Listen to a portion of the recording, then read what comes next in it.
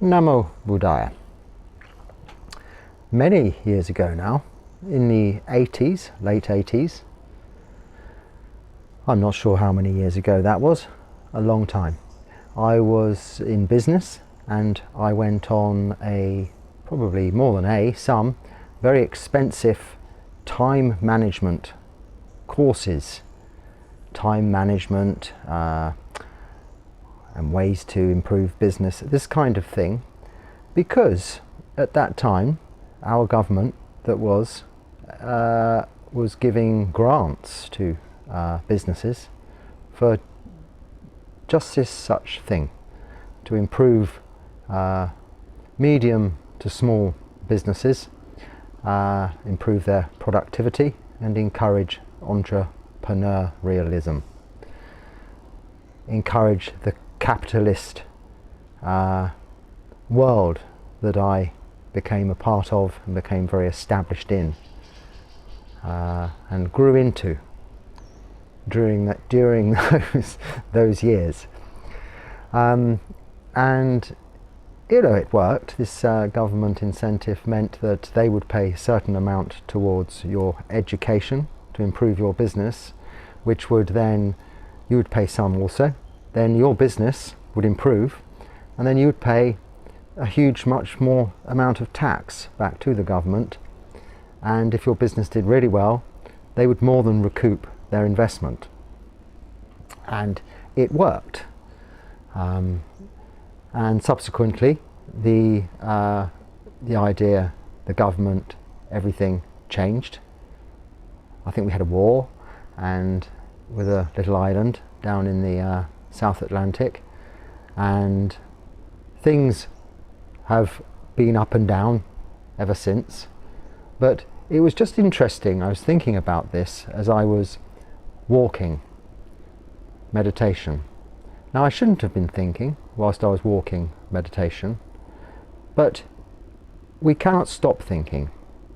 But what we can do is stop and watch our thinking and try and trace it back to its origins. Where did this thought, or this train of thought, which we don't know where it's going to, but we can trace it back to where it's come from. You know, if you notice, if you think about something, it links to another thing, to another thing, to another thing. Like a link in Google will link you to something that's relevant, but something will catch your eye that's not quite so relevant. Before you know it, you've gone down a whole rabbit hole system of inquiry that you didn't set out to do, and you've forgotten the original goal. Now, this happens with our minds all of the time. So one trick in meditation is to ensure when you first sit or start to walk is to have something, a piece of paper and pen. It's better than your phone, just to make a little note if something, I should have done this today. Because often as soon as you sit down, 4 things come to mind you should have done. And then you're worried you might forget them, so you keep remembering them, trying to not forget them. So just have a little note to make a to-do list. Now, this came to mind as I was walking up and down, so I stopped and I thought, where does this originate from? Those management courses, time management courses, to-do lists. You'd think a to-do list would be a simple thing, but no, you can go on a whole week, thousands, tens of thousands of pounds course in a posh venue just to learn how to write a to-do list back in those days. And it was a wonderful use, and I use it to this day, more now in my practice, would you believe? Which is why I wanted to talk to you about it, because a to-do list isn't just a list, it's a way of actually clearing your mind, of course, because once it's on the list, you can almost consider it done. It's there to come back to. What it is doing is it's physically putting the concerns of the future where they should be in the future, and any worries of the past where they should be in the past, and allowing you to be free now, here, in this moment, to meditate. So take this list, for instance. Say you've got 3 things to do. I've got chanting to learn, I needed to work out a way of speeding up the upload process of these videos, and I need to write a new description for the YouTube video channel, because someone's brought it to my attention that it is quite awful, and I quite agree. But what I was trying to do was include as many search words, I'm being honest, initially when I wrote that description, that might be interesting as possible in the description, because they say, well, I kind of thought if people are searching for all manner of things, if you can include all of those words in your description, someone will stumble upon you. So that's what I did. So if you look at it, every possible search word that I could think of, even vaguely relevant to this channel and the Dharma, is in there in terms of my biography. No, it's absolutely accurate. There's no exaggeration or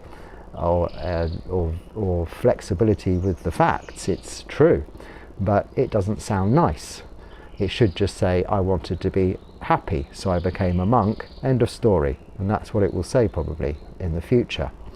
But that's not done yet. So let's say if I had a to-do list, I was about to sit and meditate, I've got 3 things to do.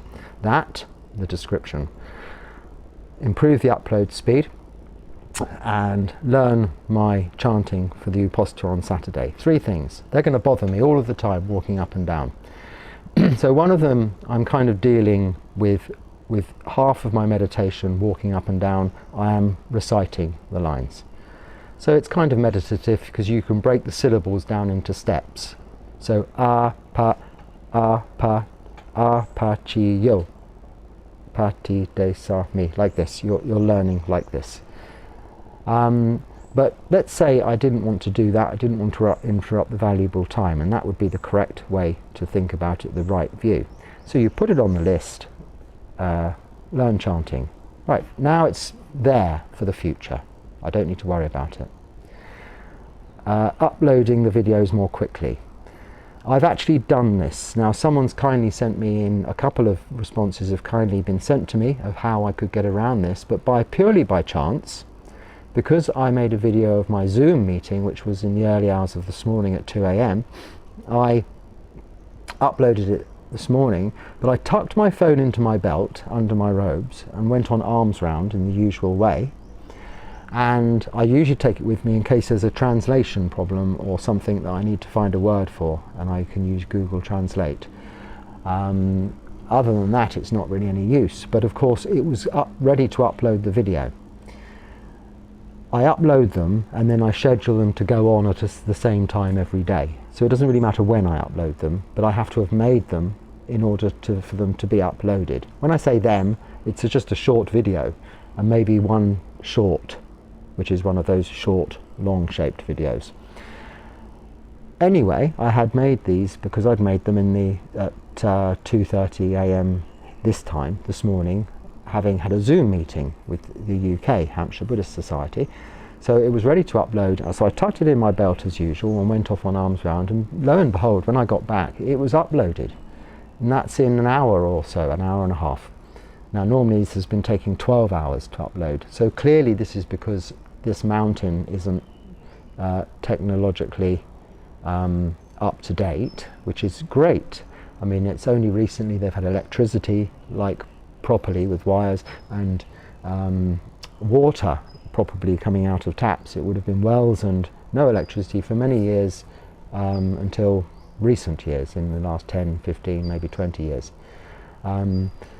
So you know, you're not going to expect Wi-Fi for sure, and it's not necessary here, and I'm glad it's not here. And actually this 3G, 4G, 5G, whatever G is not here. It says on my phone it's 4G, but it's okay for like a Google search on a Pali word, or looking up a sutta in Sutta Central, which I didn't mention in a video yesterday, a fantastic resource. Apart from Wikipedia, which I do swear by, Google anything about Buddhism, Theravada Buddhism on the internet, it'll come up with all sorts of things. If you pick Wikipedia, that answer, it's usually pretty accurate.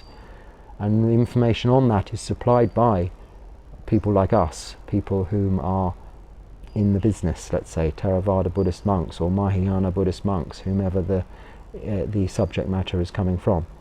But Sutta Central is a wonderful resource for getting exact suttas when you just hear that number quoted, as so often is the case by some monks who will quote a number as reference. You can just put the number in and it comes up, or a brief description and it will come up, or various options will come up.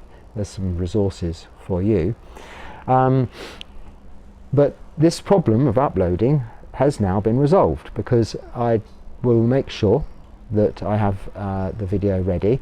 It won't be quite as up to date, but it's really going to be only a matter of hours, because if it's, for instance, yesterday's video, this morning's video will go out or will be on YouTube this evening. At the moment that time is 8 p.m.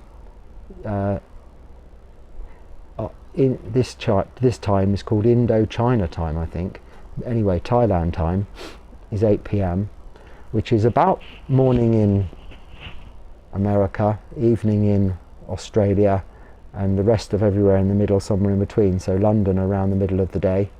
It works out that it's a reasonable time. And India, my largest audience, thank you India, your favourite time, because I can see that from the analytics on the YouTube studio figures that come. India is leaps and bounds ahead in terms of viewing audience. So your most popular time is around 6 p.m. it seems to be online, 6:30 p.m. specifically. So that's when everything goes on YouTube and is available, well, my little video anyway, for my loving and loyal Indian audience. And I'm sorry, loving and loyal Indian audience, there are no cows that I've seen here. So I know that's what really does float your boat. And food, there's lots of food, but I'm not going to be making any videos of this kind of stuff. Cameras and videos and mobiles, smartphones aren't a thing to be done in Buddhist monasteries in this tradition here in Thailand. It's a little bit frowned upon. I think rightly so. So there won't be much in terms of way of those kinds of action shots.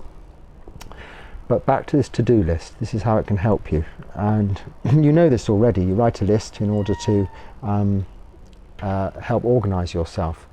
But it's also clearing the mind.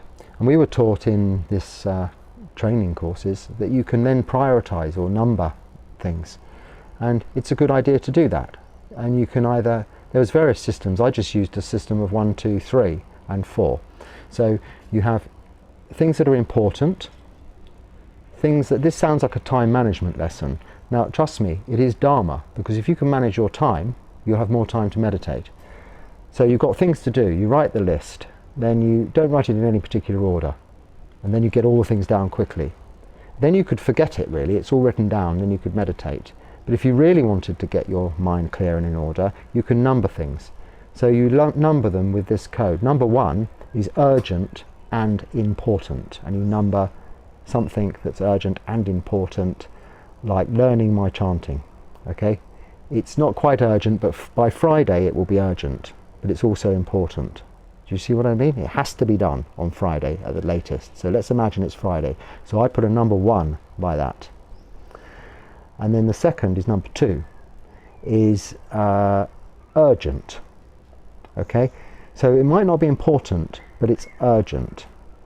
Now this is, I would say, the uploading of the videos, for instance, because it's not that important to my path to enlightenment, but it will ease my mind if I've got that burden away.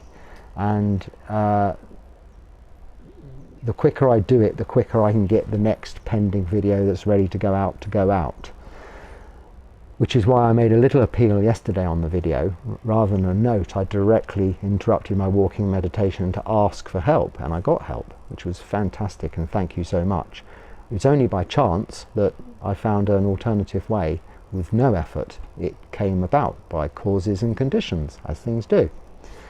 And that you could mark as, say, urgent, so that it's going to get done, even though it's not necessarily as important as, say, learning or chanting, which is also urgent. And number 3 is just important.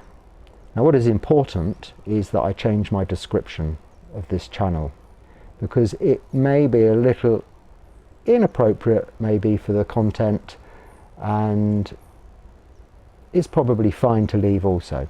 So it's important, but it's really not urgent. If I don't do it ever, it won't matter. But I think it's important that I give some attention to it out of respect for the people who are actually watching the channel, and potential new people who might watch this channel. As I said before, it's not my channel. I try never to say that. I don't think I do. I'm mindful not to say that because it isn't. It's YouTube's channel, and it's people who watch its channel. I'm just providing contents by as easy a means as I possibly can, and this couldn't be easier, just the phone and me. Oh, and we added this mic thing some time back. This is the second one. This one's lasted longer. There's a few more rupees, I think. But that would be considered important but not urgent. And then number 4, which isn't, you don't really need number 4, is neither urgent or important. So you've got urgent and important, 1. Urgent, 2. Important, 3. Neither urgent or important, number 4. Now, of course, urgent's before important. It's not meaning important is less important. It's just that means that however important it is, it can be left to another day. Whereas what is urgent needs to be done now, even if you don't consider it important. Now, you're sitting for meditation. You've got all these things in your mind. Just quickly write them all down, roughly, on a piece of paper. This is why I say don't get your phone out and do it, because this will lead you to try and solve a problem there and then, like I have just done. I've come up and made a video about it. I thought, well, that also means I don't have to make another video later or tomorrow. Not that I'm saying I have to, but it's relevant. I try to keep these videos relevant to my practice, what I'm doing, how I'm progressing on my path towards ending suffering, and how I fit in what we need to do with our monastic duties into that practice. So it's all part of it. So urgent and important, urgent, important, and then neither urgent or important. You've then got everything written down, and these things don't need to bother you for the next 40 minutes, 1 hour, 3 hours of meditation. You don't have to worry about forgetting them. They can be done.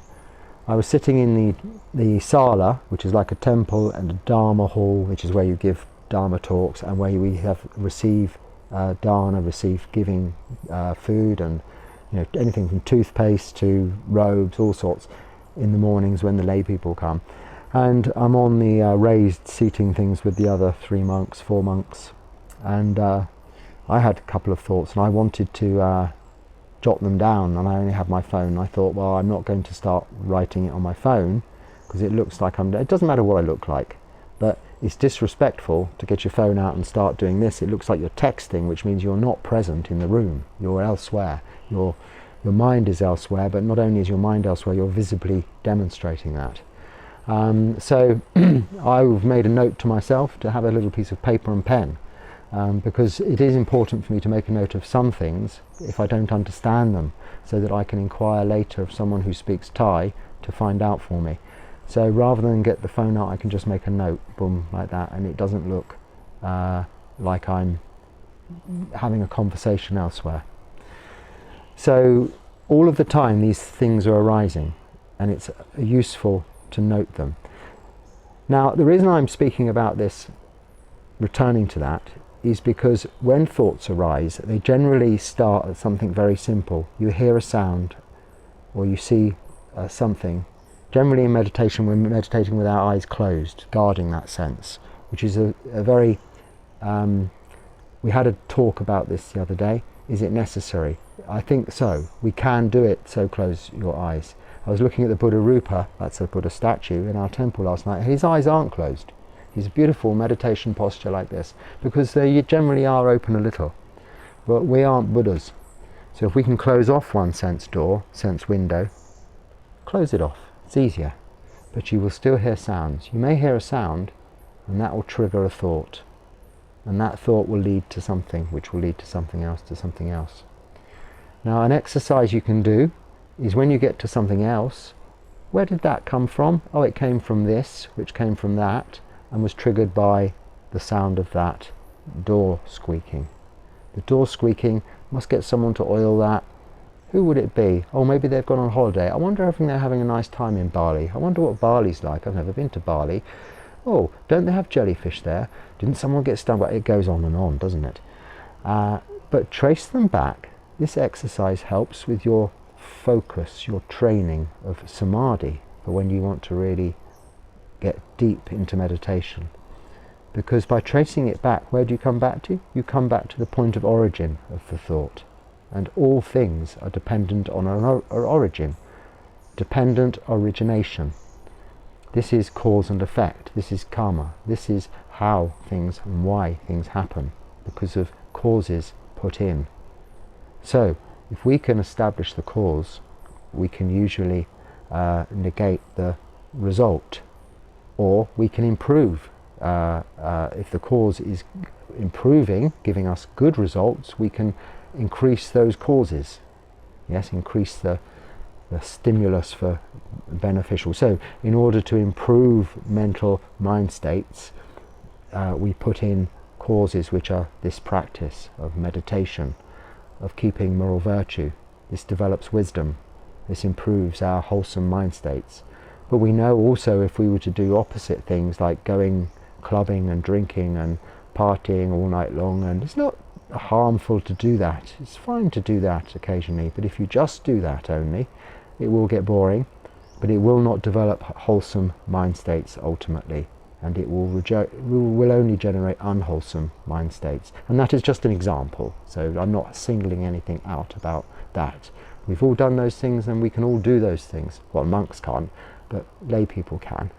And there's nothing wrong with enjoying yourself if you know what you're doing, and know that meditation and moral virtue increases wholesome mind states, and other things that we might do, you might do, or have done, may not.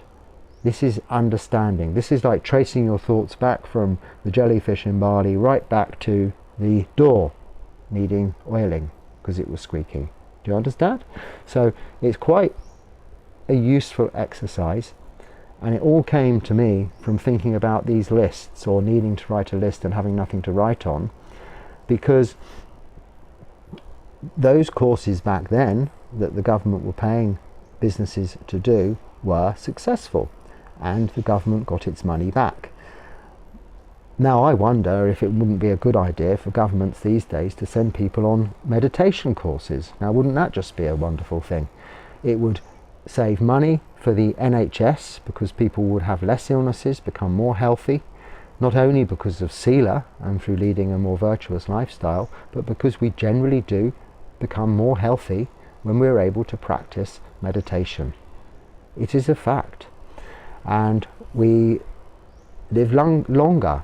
There's a whole list of things in the suttas that are described that result from meditation.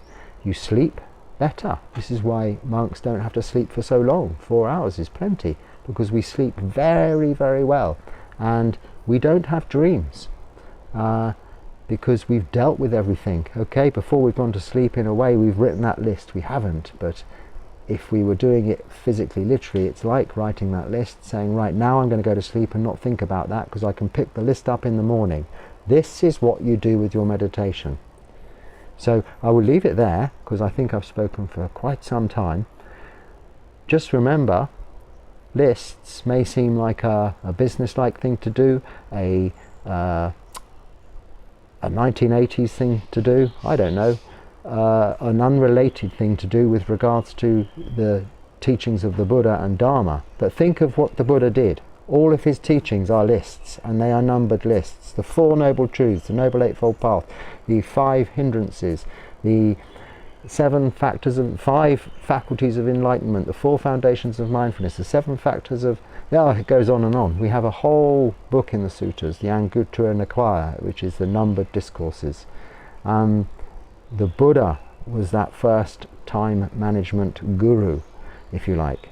And only in this decade of 80s, when there were so many of these courses going around, did this become very popularized in a secular fashion. But those teachers, they were getting it all from this very stuff. They were getting all this from the teachings of the Buddha. They didn't think it up. it came from those root cause, those causes and conditions that the Buddha put in place 2,566 years ago. The beauty, however, of the Buddha's teachings 2,566 years ago, and here comes the icing on the cake, is that those teachings, those rules that he bases those teachings on, those guidelines, have not changed. Unlike the governments and the laws and the regulations of countries and businesses and governments over that time, so many times, so nothing ever gets established. So what seemed like a good idea in the 80s lasted for as long as one prime minister or one government, and then it stopped. So however good an idea it was, that's it. It doesn't continue. But it can be, if it's been something that's been consistently there for 2,500 and nearly 66 years, then it can be picked up again and again, and it will be, as it has been through the centuries, whether it's called the teachings of the Buddha or whether it's called, I don't know, how to run your business effectively. It doesn't matter. It's the same teachings, because it's logic, it's truth, and it's just that. It always comes back to the Four Noble Truths, just that. And you can look at all of the questions in the world and listen to all of the answers in the world, but whatever your question, it can be answered with the practice of moral virtue meditation and the development of wholesome mind states, so sila, samadhi, panya, and the reasons and the questions about reasons why can all be answered with anicca, which is uncertainty or impermanence, dukkha, which is unsatisfactoriness, and anatta, the fact that it is not within our control. Even ourselves are not a thing. Ourselves are purely, our personalities are purely as a result of the conditions of the environment we are in. Now, I've been told, and I'm not going to disagree because this is how I feel, that I seem considerably more relaxed, calm, and maybe a little bit more like a monk now than I was a few weeks ago back in India. Now, I feel that way because I'm in the causes and conditions to create that part of this personality. But it is not me, it is as a result of the causes and conditions. Now, it doesn't mean we're all the same. Many, in fact I would say most people, you put them in this situation where I am now, and they would go, because I'm only showing you this part of it, you see, it's all very nice for a monk, but monastic life is different, very different. So most people would be quite upset by now with the situation. We're being woken up very early in the morning, only eating once a day, it's very hot, there are lots of insects, it's the forest, the jungle, and so on. There's many things that people would not like, that they might come to this country on holiday, but if they had to stay in this place on their holiday, they would consider it more like prison, you would say. I mean, for me it's certainly not that way. For me it's paradise, but prison would not be a tough option for me. Maybe an Asian prison, yes, but one of our prisons, no, I can't say that. I don't know. I don't know anything about prisons. But at least they get 3 meals a day, they've got a TV and they've got their little room. It's not so bad. They can play snooker or pool. I'm a little bit, I shouldn't say things like that because it's pretty horrible. If you're watching this from prison, I'm sorry. And if you're watching this from prison, I'm glad you can. There's a very good organisation in the UK called the Anguillimala Society. It might not be called exactly that, but you'll find it if you Google hard enough, that looks after prison inmates. It's a Buddhist thing. It teaches them meditation, it teaches them about the teachings of Buddhism, of the Buddha, and it is very successful. So I'm all for helping those people change, and that's what Anguillimala was about. He killed 999 people, was about to murder his 1000th, and he met the Buddha. He couldn't kill the Buddha, of course, because the Buddha just stood still. He didn't run, he didn't try and move. And this kind of stopped the Angulimala character in his tracks. Angulimala means a necklace, mala, anguili, fingers. A necklace of fingers. He had 999 fingers hanging around his neck. And the Buddha stopped, and he couldn't kill him. And he became enlightened. Many arahants then became enlightened the minute they met the Buddha, because of past parami and past lives, but because they were in the presence of the actual Buddha. If you think his words these days, all these thousands of years later, can make people enlightened, how about being in his actual presence, the man himself? Then he became enlightened. And you know, to this day, pregnant ladies, we tell them, we say, chant the Anguili Mala blessing for pregnant ladies.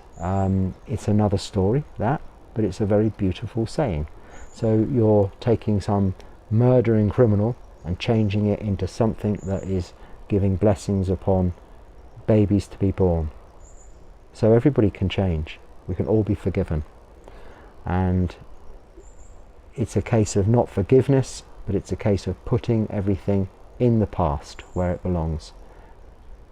Not even looking forward to the future, but staying in the present, because the future will come along by the conditions and causes you put in place right now, here, in this moment. So on that point, I will now go and continue with my walking meditation, maybe broken up a little later with a bit more rehearsal for chanting. I've crossed off the list here, the uploading thing, because tomorrow this will be tucked in my belt to go on arms round and will duly be urgently uploaded in good time for tomorrow evening's publication. What was the other thing? I've already forgotten, so it's a good job I made a list, although I actually didn't. Maybe I'll have to play the video back. The description thing, that can wait, it's important, but it's not urgent. Anyway, that will do. So this is why it's good to have these lists. You don't forget, and it doesn't bother you. So give it a try. Alright, Namo Buddhaya.